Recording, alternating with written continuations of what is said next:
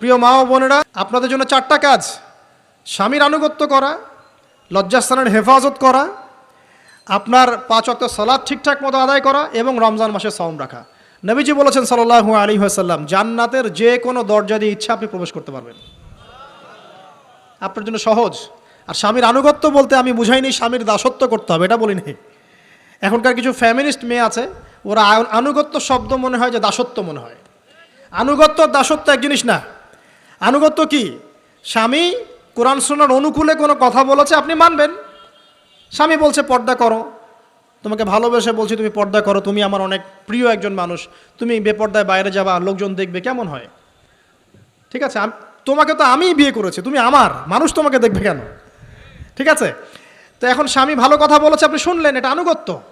আর ওই স্বামী যদি বলে আসো তো আমার কলিগরা এসেছে, ওকে খাবার সার্ভ করতে হবে, আসো খাবারটা পরিবেশন করো, এখন আপনি বেপর্দা হয়ে আপনার স্বামীর কলিগের সামনে খাবার পরিবেশন করতে শুরু করলেন, এটা কি আনুগত্য করতে হবে? এটা তখন আপনি আনুগত্য করবেন না। সিম্পল, কোরআন সুন্নাহর অনুগত কাজে আপনি স্বামীর আনুগত্য করবেন, বিপরীতে গেলে আপনি করবেন না। স্বামীর আনুগত্য মানে স্বামীর দাসত্ব নয়। আর এই হাদিসটা আপনি কেন ভুলে যান যে আল্লাহ রাসূল সাল্লাল্লাহু আলাইহি ওয়াসাল্লাম বলেছেন, আল্লাহ ছাড়া যদি কাউকে সেজদা করা যেত, সম্মান বুঝাচ্ছেন, আল্লাহ ছাড়া যদি কাউকে সেজদা করা জায়েজ হতো, আমি মেয়েদেরকে বলতাম যেন স্বামীকে সেজদা করে। কেন? কারণ আপনাকে রেসপন্সিবিলিটি, আপনার খাবার, আপনার ফুড, আপনার শেল্টার, আপনার মানে পুরো দায় দায়িত্ব নিজের হাড় ভাঙা পরিশ্রম দিয়ে, জীবনের ঝুঁকি নিয়ে স্বামী আপনার জন্য করে। সে আপনার সম্মান পাওয়ার যোগ্য তো? সে কি আপনার সম্মান পাওয়ার যোগ্য নয়? আপনি যদি সম্মানের হক আদায় না করতে পারেন তাহলে আপনি অকৃতজ্ঞ। আর অকৃতজ্ঞ মেয়ে কখনো জান্নাতে যাবে? একটা হাদিসে আছে, বেশিরভাগ মেয়ে জাহান্নামের যাওয়ার অন্যতম কারণ হচ্ছে তারা স্বামীর সাথে কুফুরি করে। কি করে? মানে সারা জীবন স্বামী ভালোবেসে যায়, ভরণ পোষণ দিয়ে যায়, সব চাহিদা পূরণ করে যায়, একদিন দেখবেন কথা কাটাকাটি হয়েছে, ওই দিন বলে বসবে যে তোমার কাছে আমি কিচ্ছু পাই নাই সারা জীবন। এই যে কুফুরি, এই কারণে তারা জাহান্নামে যেতে পারে বেশি। আল্লাহ হেফাজত করুন, আমিন।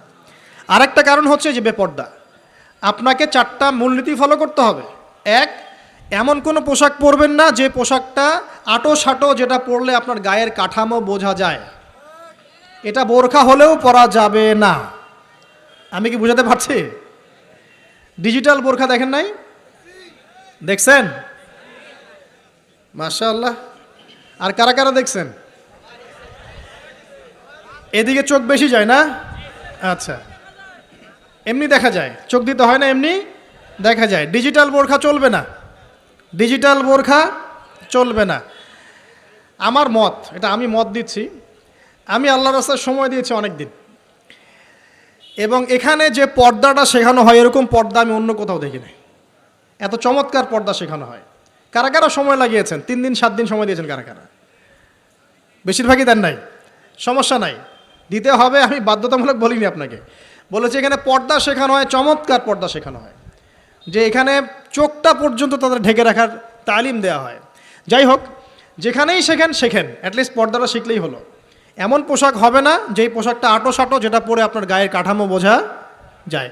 2 নম্বরে এমন পোশাক পরা যাবে না যেই পোশাকটা পরলে বাহির থেকে ভিতরের অঙ্গ দেখা যায়। দেখেছেন? দেখেন নাই? দেখছেন হুজুর? আচ্ছা, আপনারা তো সব দেখেন দেখি। তারপরে 3 নাম্বার, এমন পোশাক পরা যাবে না যেটা অমুসলিমদের সাথে সাদৃশ্য আছে। কথা বুঝতে পারছেন? অমুসলিমদের ধর্মীয় বিষয়ের সাথে সাদৃশ্য আছে এমন পোশাক মুসলিম মেয়েদের পরা যাবে না। এর মানে এই নয় যে অন্য ধর্মকে আপনি আক্রমণ করবেন, এটাও নয়। যে যার ধর্ম তাদের স্বাধীনতা মতো পালন করবে। মুসলিমরা বাধা দিবে? দিবে না। মুসলিমরা দাওয়াত দিতে পারে। কি করতে পারে?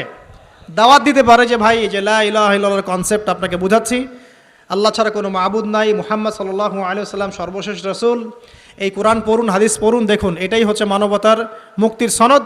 এরপর যদি সে ইসলাম কবুল করে আলহামদুলিল্লাহ, যদি না করে এর হিসাব কে দিবে? সে নিজে দিবে। এর হিসাব কি আমাকে দেওয়া লাগবে? দেওয়া লাগবে না। পুরুষরা মেয়েদের পোশাক পরতে পারবে না, মেয়েরা পুরুষদের পোশাক পরতে পারবে না। জি, আপনাদেরকেই বলছি, আপনারা জিন্স পরতে পারবেন না, মেয়েদেরকে বলছি, এবং টি শার্ট পরতে পারবেন না।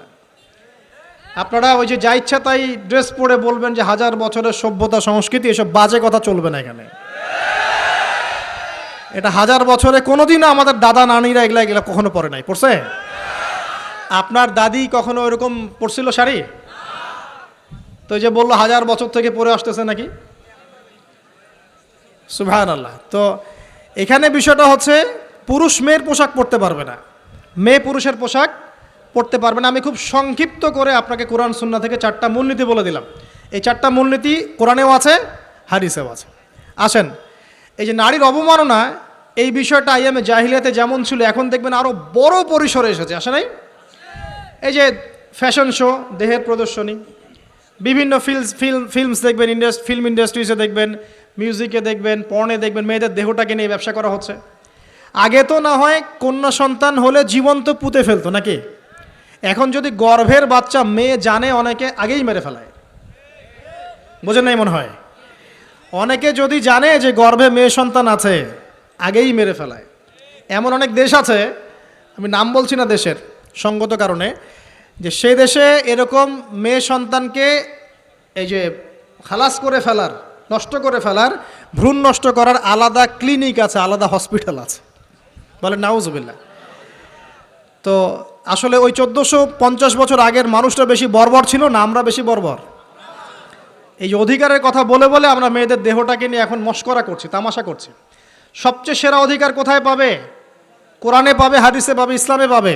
তার পর্দা নিশ্চিত হবে, দেহ সেফ থাকবে, তার ইজ্জত নিশ্চিত হবে, ইজ্জত সেফ থাকবে, তার সম্মান সেফ থাকবে, তাকে রাজরানীর মতো স্বামী বাসায় রাখবে, কারণ সে হচ্ছে তার কাছে সবচেয়ে মূল্যবান প্রিয় বস্তু। শুধু তাই নয়, সম্পত্তির অধিকার তাকে দিতে হবে।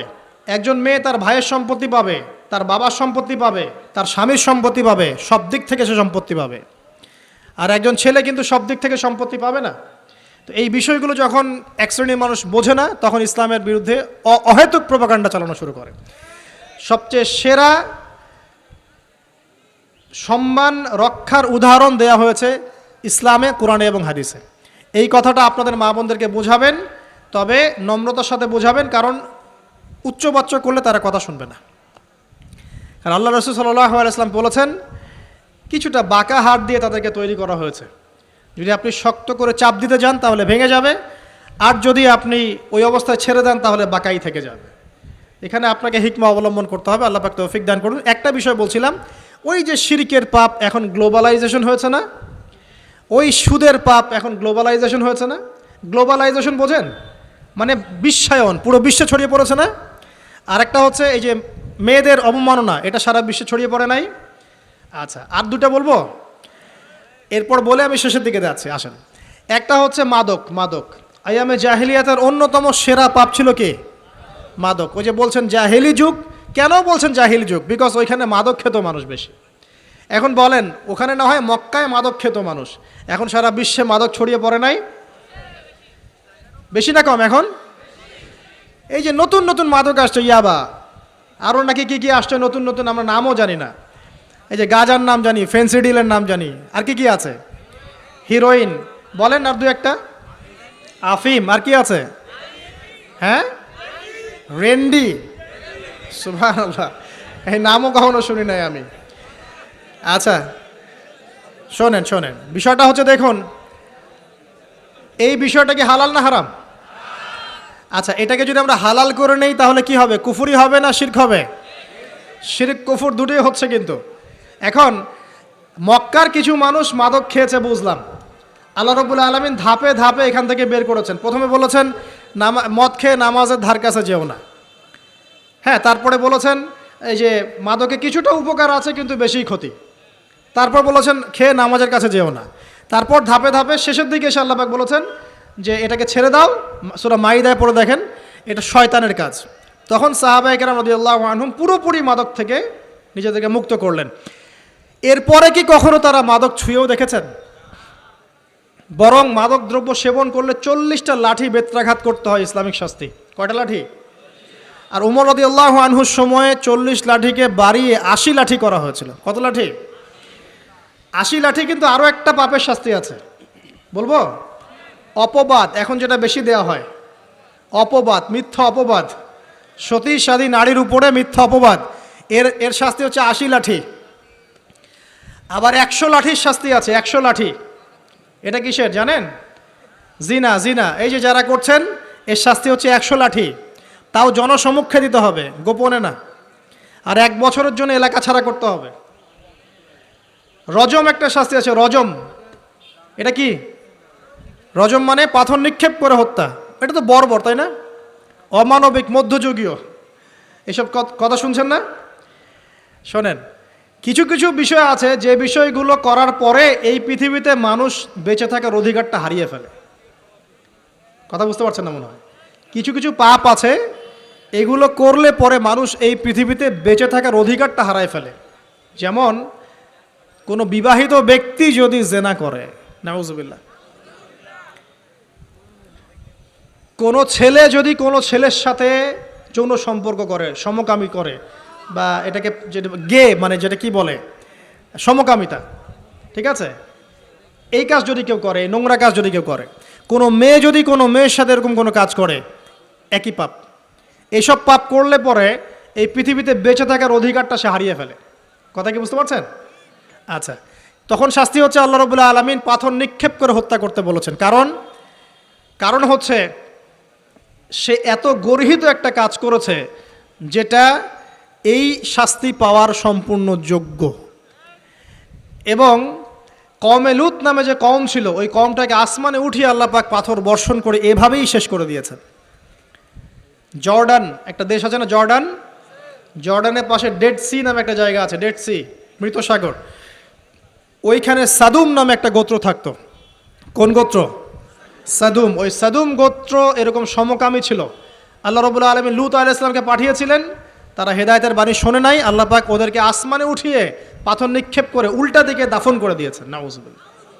তো কিছু কিছু পাপ আল্লাহ পাক সহ্য করেন না, আল্লাহ পাকের আরশ কেঁপে ওঠে। এই পাপগুলো সেরকম পাপ। কথা বুঝতে পারছেন? তো এই যে জিনা, পর্নোগ্রাফি, ব্যভিচার, পরকে, এগুলোর মধ্য দিয়ে আমরা নারীর অবমাননা করছি না? এবং ধর্মের মাধ্যমেও মাঝে মাঝে করছি, যখন আমরা ধর্মের নামে মেয়েদের অধিকার দিচ্ছি না। অনেকেই সম্পত্তির অধিকার দিচ্ছেন না, অনেকেই শিক্ষিত করছেন না, অনেকেই আরও এই যৌতুক নিচ্ছেন না, যৌতুক নিচ্ছেন না অনেকেই। যে বিয়ের সময় যৌতুক নেয়, এটা তো মেয়ের উপর, মেয়ের পিতার উপর টর্চার করা, সম্পূর্ণ হারাম, সম্পূর্ণ হারাম। তারপরে দেখবেন, রিপোর্টগুলো পড়ে দেখবেন যে এই বছর 2000 কত এটা 22, এই 22-এই গভর্নমেন্ট রিপোর্ট অনুযায়ী নিবন্ধিত প্রায় 1339টা ধর্ষণের মামলা হয়েছে। তো এটা এখন অ্যাভেলেবল, যে কোনো সব জায়গায় ধর্ষণ হচ্ছে, এখন অ্যাভেলেবল। মানুষ এটাকে স্বাভাবিক মনে করছে, এখন নর্মাল ধর্ষণ হতেই পারে, মানুষ এখন এমন মনে করছে। প্রত্যেক দিন পেপার খুলবেন, দেখবেন রেপের খবর, প্রত্যেক দিন খবর শুনবেন ধর্ষণের খবর। আর সব খবর তো আসে না, আসে হয়তো 10%, 20%, 30%, বেশিরভাগই আসে না। এলাকায় মোড়ে মোড়ে দেখবেন, গ্রামে গঞ্জে, শহরে বন্দরে খালি ইফটিজিং দেখবেন, খালি ইফটিজিং। মেয়েদেরকে যৌন হয়রানি করা হচ্ছে, বাসে, অটোতে, টেম্পুতে, সব জায়গায়। বাসের মধ্যে মেয়েকে রেপ করে ফেলা হচ্ছে। একটা বাচ্চা মেয়ে যে বোঝেও না যে সেক্সুয়াল বিষয়গুলো কী জিনিস, ওকেও রেপ করা হচ্ছে। এই যে মহামারী, আপনি তো বুঝতে পারছেন না যে আমরা কোন সমাজে আছি। এই সমাজে আপনার মেয়ে তো সেফ না, আমার মেয়ে তো সেফ না। আমার মেয়ে, আপনার মেয়ের ভবিষ্যৎ কি হবে, এর ভবিষ্যতের নিশ্চয়তা কে দিবে? আপনার মেয়ের ইজ্জতের ভবিষ্যতের নিশ্চয়তা কে দিবে? এই নিশ্চয়তা দেওয়ার মতো মানুষ কোথায়, নেতা কোথায়?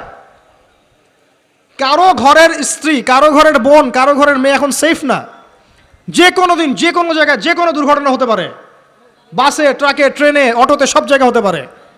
আর এগুলোকে আমরা প্রমোট করছি, এখন নগ্নতাকে প্রমোট করছি, পর্নকে প্রমোট করছি। এই নগ্নতা, পর্ন, এসব দিয়ে মানুষের মাথাটাকে পুরো জানোয়ার বানিয়ে ফেলা হয়েছে। পর্ন দেখাতে দেখাতে ছেলেদের মাথাটাকে জানোয়ার, পশু বানিয়ে ফেলা হয়েছে। এরা এখন বোঝে না যে মেয়ে কি জিনিস, মা কি জিনিস, বোন কি জিনিস, তাও বোঝে না। ভাই বোনের সাথে জেনা করেছে, চাচাতো বোন চাচাতো ভাইয়ের সাথে জেনা করছে, চাচাতো ভাই ফুফাতো বোনের সাথে জেনা করছে। রংপুরের খবর শুনলাম যে মায়ের সাথে ছেলেও জেনা করেছে, নাউজুবিল্লাহ। এগুলো কেন হচ্ছে? এই মহামারী কেন হচ্ছে? কি সমাধান দিবে? সমাধান ইসলামে ছিল, আমরা নেই নাই। সমাধান হচ্ছে, প্রথম সমাধান অশ্লীলতার মহামারী বন্ধ করতে হবে, পর্দা নিশ্চিত করতে হবে, পর্নোগ্রাফির সমস্ত সাইটগুলো বন্ধ করে ফেলতে হবে। আজকের নিউজ দেখেছি আমি, এটা আমি ধন্যবাদ জানাই বাংলাদেশ গভর্নমেন্টের যে তথ্য প্রযুক্তির যে সেন্টার আছে, প্রায় 26,000 পর্ন সাইট তারা বন্ধ করে দিয়েছে, আলহামদুলিল্লাহ। তো কথা বললে তো কাজ হবে, কথা না বললে কাজ হবে কিভাবে? 26,000 পর্ন সাইট তারা বন্ধ করে দিয়েছে। যখন সমাজের মানুষ পর্ন দেখতে দেখতে পশু হয়ে গেছে, আপনি বাইরে এই যে আলখাল্লা টুপি দাড়ি পরে ঘুরলে লাভ আছে? ভিতর থেকে তো আপনি পশু। দেখবেন মসজিদ ইমাম সাহেব নামাজ পড়াতে এসেছে, বাসায় পর্ন দেখে আসছে, নামাজে কোনো মনোযোগ নাই।